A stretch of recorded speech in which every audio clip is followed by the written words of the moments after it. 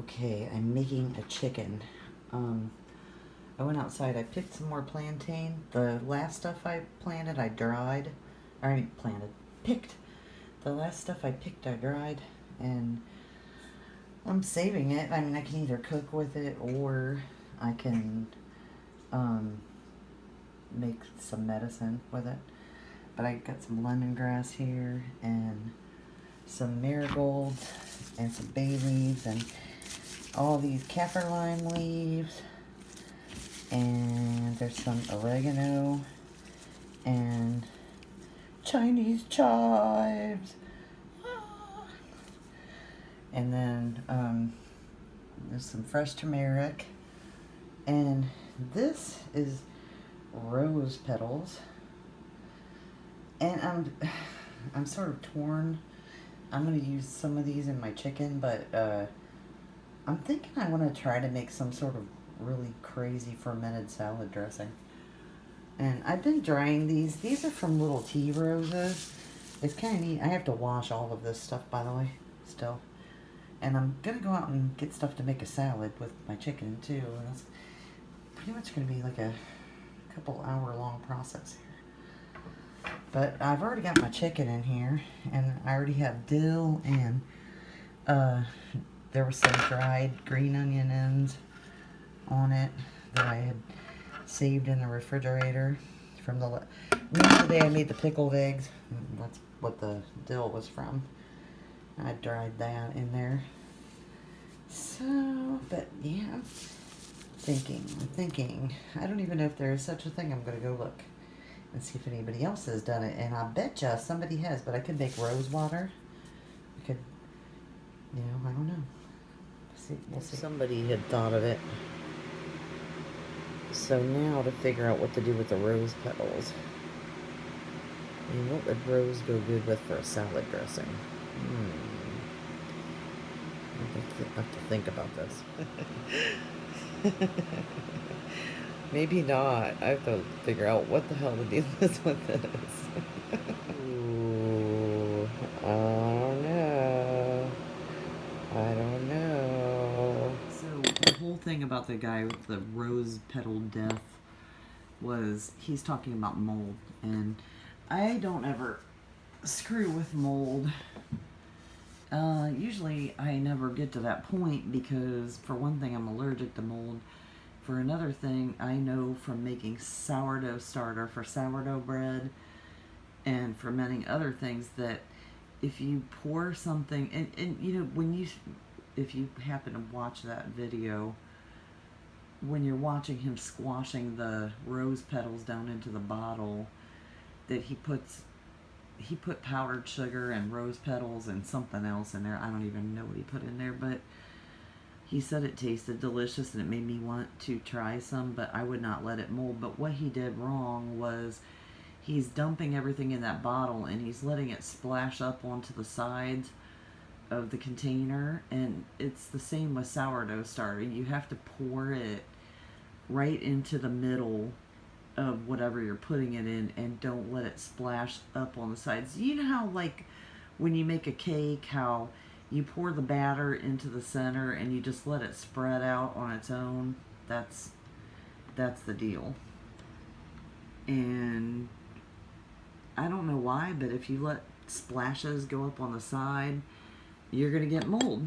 And I was gonna show you how cute these are. This is the dried petals from those tea roses. Look how tiny they are. I think they're so adorable. I know that's silly that I like rose petals, but I'm saving these to use for something special to me. You want to hear something funny that I did last year from those mahogany hibiscus, not the ones that I videotaped before, but even the year before that. I saved like a ton of leaves, because they're really bright red, and I was going to put them around like a drawing that I made or something like that. And I put them inside of these Reader's Digest books that one of my friends gave me. She was cleaning out her aunt's house that had passed away, and she gave me all of these books, and I didn't keep hardly any of them, but I was looking through those Reader's Digest books because I did find one really, really fascinating book in that. And I don't know if they still do this, but they used to make these things that were partial books. And I mean, it was like almost the whole book, but it was like a publication by Reader's Digest of maybe 20 books in one book that were just partial books. And I found that one that was something like, I mean, I still have it. I actually bought the full book because it was so neato, but it was like the story of detective work, and it was like from the beginning of, you know, when it started to now. And I mean, gosh, it was it was such a good book. It was really, really interesting.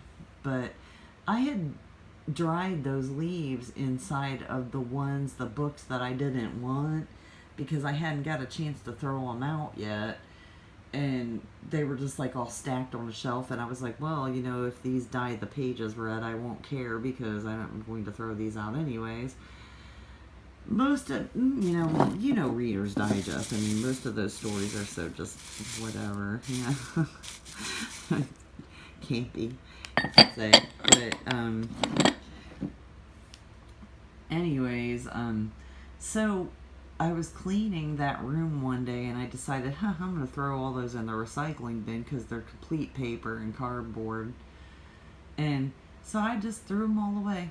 And I just realized the other day that I threw all my dried hibiscus leaves away, and so now I have to do it again this year. I'm so ticked off about that. I don't know why I didn't think of that when I was doing it. But anyways, I'm going to go wash my stuff to put on my chicken. I got my chicken going here.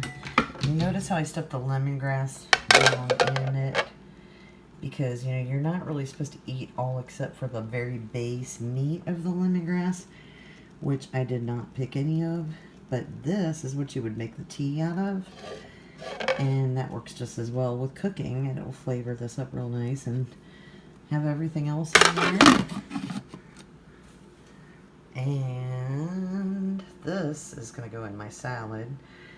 And that, I'm going to put in some dip. That's going to go in my garden. That's just some scraps. Rest of that's going to go in my garden. And this is going to go in my tummy.